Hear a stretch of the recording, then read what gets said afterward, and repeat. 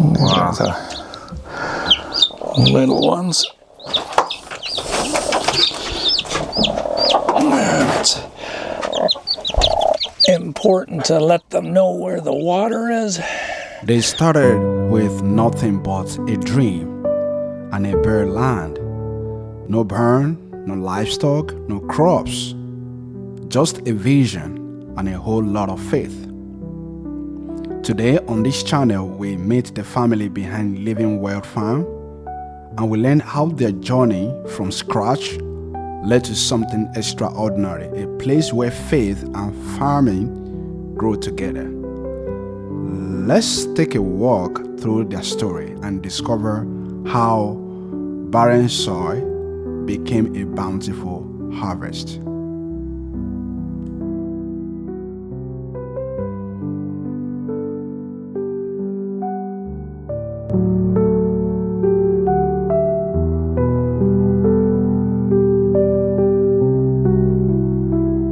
All right, welcome to this YouTube channel. This is Abraham. Who do I have here? Yes, my name is Mike Reimer. All right, Mike, right? Yes. Mike, nice to meet you. Yeah. Can you tell us what to do around here? Yeah, well, we raise some animals. We have chickens, as you can hear, and a few beef animals. We also sell landscape trees, spruce trees, and as well as grow pumpkins that we sell every fall. Wow. So yeah, just a few things to keep us busy, and we also like to garden and eat the food that we produce, and we preserve it, can it. Even tomorrow we're getting a freeze dryer, so we're going to try that for some food preservation. Yeah, I think I've heard of freeze dryer. Mm-hmm. Yeah, because we went to pick some berries, strawberries. So someone was talking about me preserving those berries for the next year or before the next year. Right. So, wow, that is exciting. So, Mike, how long have you been doing this? How long have you been doing your hobby farm? I mean, we kind of started when we were missionaries in South America. I always enjoyed having rabbits as a kid, and so having 5 children, I wanted them to have that experience, and so they had rabbits, and I helped them with that, and we had some egg-laying hens. We had to learn a lot from the natives there. They kind of taught me, and so that was a good trade-off. I taught them things, and they taught us. Amen. That's amazing. But yeah, we moved back 10 years ago, and we had this property already, and we thought we might subdivide it and help pay off the land that we bought, but God had other plans, and so we just started to use the land for growing trees and also raising cattle and chickens and that kind of thing. Right, that's amazing. So, what are some of the challenges that you faced, while farming out here? I mean, some of the challenges. The first day I got cows, didn't realize that we had to have a good fence, and they were looking for home, and they ended up running through the floodway and then over to the highway, and then we heard about my cows on the radio, and so we frantically went there, and a vet had to tranquilize the cow, and yeah, it was awful. It was a rough start. You realize how much you don't know when things go really badly, and thankfully nobody got hurt, and the cow didn't die, and still gave us a calf that year, and so there's a lot of things that you learn. Even with growing gardens, every year you learn something new about a new pest or a fungus or something, and I mean, either we have too much rain or not enough rain, and it's constantly a challenge, but it's also a real blessing because we we get to see things grow and multiply, and God made things so beautiful for us to enjoy, and so and the taste of the food is so much better than what we often can get in the grocery store. Sometimes we look down at our plate and we say, well, we grew that and we raised that, and those are our potatoes and that's our beef and those are our carrots, and you get a sense of satisfaction when you've put a bit of effort and sweat and into raising your own food. Right. So apart from animals, do you grow crops? No, not on a large scale. I mean, I have a tractor, but we hardly till anymore. We try not to till very much. We use a lot of wood chips, and so yeah, it's kind of zero till and a lot of hoeing, since we don't spray, for weeds like we did, and so yeah, it's a lot of work, but yeah. This isn't our main income, and so I sometimes see homesteaders saying, that they make it sound like it's easy to get an income from growing your own things, and it's really quite difficult.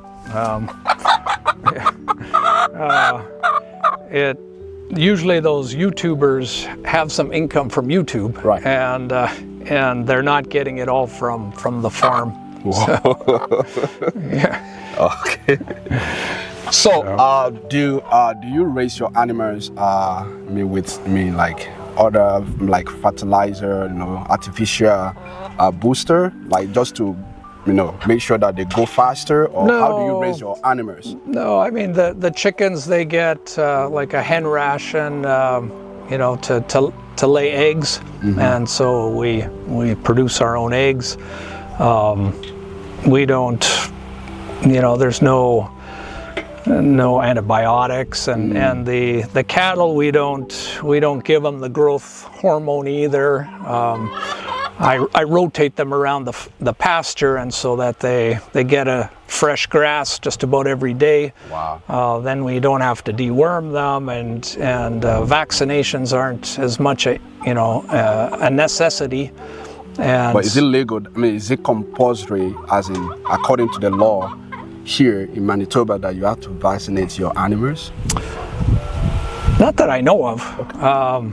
There might be something that I'm not aware of, but yeah, we try to keep our meat and everything clean, because we eat it ourselves, and we sell Right. sides of beef as well. So we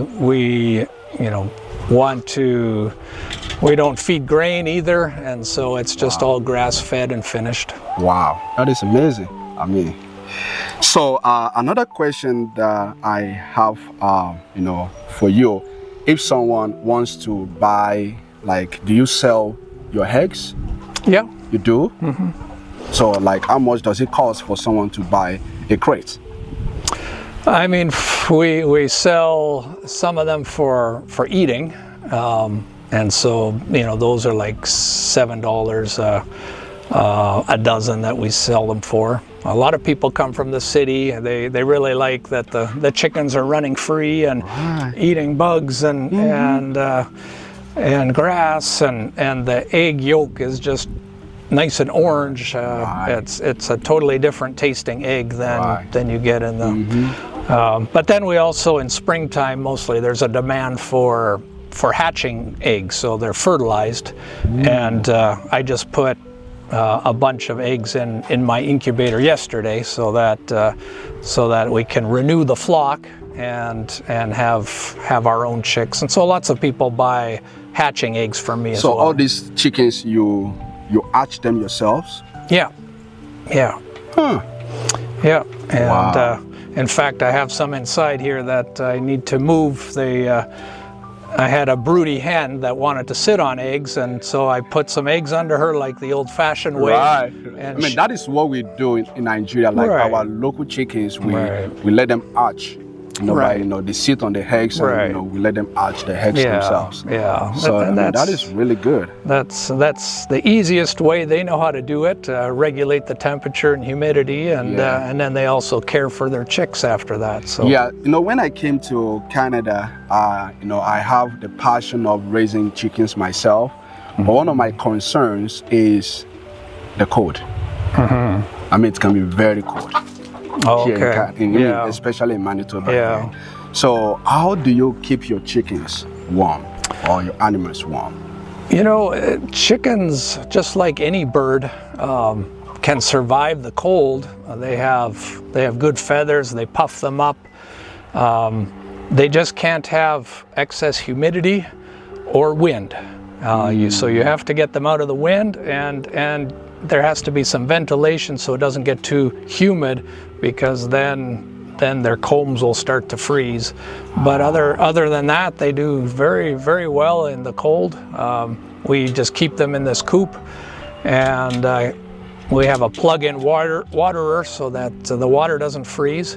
And we have to collect eggs more often, because if you don't, they will crack and freeze as well. So this hen, I think, is ready to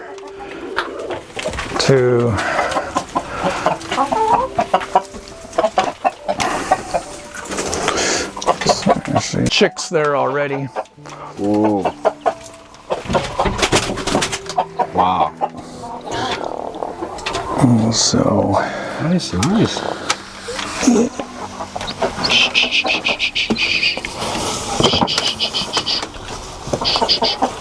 Okay. I don't know how many there are. Wow. She's got one under there yet.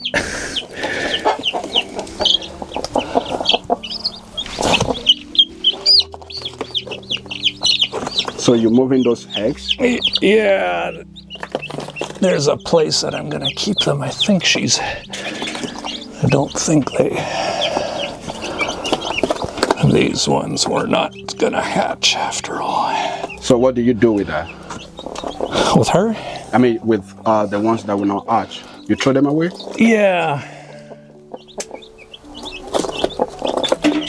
Sometimes listen to them to see if there's some.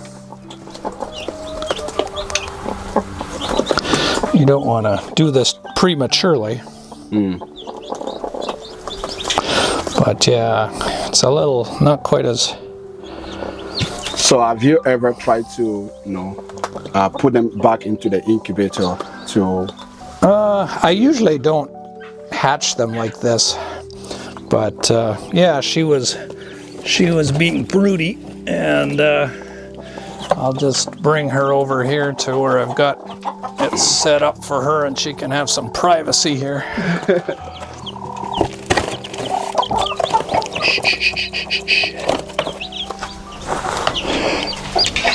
Oh. 5, 6, 7, I guess. So, wow. The little ones. It's important to let them know where the water is, because they haven't had a drink yet. Wow.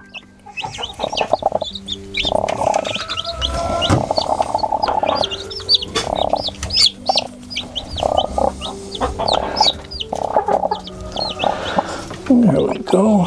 So how long do they have to stay in the Oh, here they'll be for the brooding house? Oh, probably about 3 weeks until they get some feathers. And they have their heat there so that don't run away from me.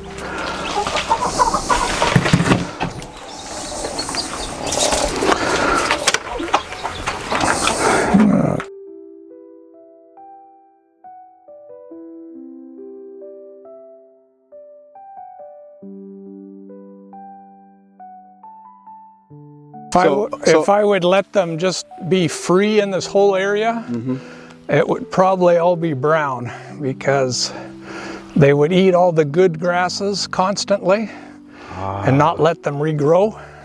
Okay. And so by doing this, this kind of mimics nature, where you would have predators in one area and the grass gets to rest for a time, and the herds are mobbed up in a smaller group. So by doing this, now where they just were yesterday and today, that'll rest for about a month. Wow. And so then the grass gets, even with very little rain like we're getting now, it gets a chance to recover. And so it's just a better method it takes a little bit more work, but I think it's healthier for them, and it builds up the black soil, and nutrients in the pasture as well. Okay. So how long do you have to rotate them? How long do you have to wait before you rotate them each day? 2 days? Yeah, well, today I just gave them 1 day's worth. And so then tomorrow I'll move them into here, and I've given them doubles because I'm going away, and then no one has to move them, and they can eat here for 2 days. And then after that, we'll keep going around. It's kind of go clockwise around the whole pasture, and the goal is to not come back here for a month, and and have this rest then for a month and let it regrow. Whoa. Do you sell your beef too? We will, yeah, in fall. Okay. Yeah, once these are big and ready, then we'll sell beef as well. Okay.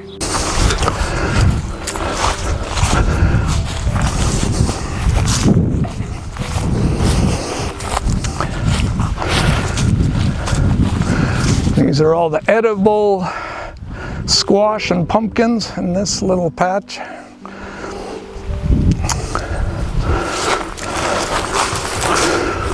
They're just starting to put on some fruit. There's lots of flowers already.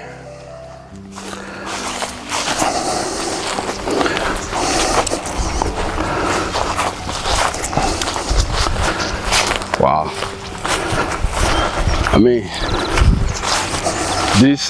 This takes an effort. Yeah, there's lots of watering. We were here. So do you sell your pumpkin too? Or you just... Yeah, just for people that come on the yard. You were asking what some of the challenges are. Right. And for somebody that wants to make some money at what they're doing, the challenge is marketing. And but once you have faithful people that come back every year, then you don't have to, if you treat people fairly and have a decent price, you'll have repeat customers. And so it's just hard starting to get those customers. But yeah, the pumpkins all are for sale. The potatoes that we mostly eat ourselves or give away. Oh, they're looking good. Yeah. We have some problems with potato bugs at this time of year, so we have to watch for them.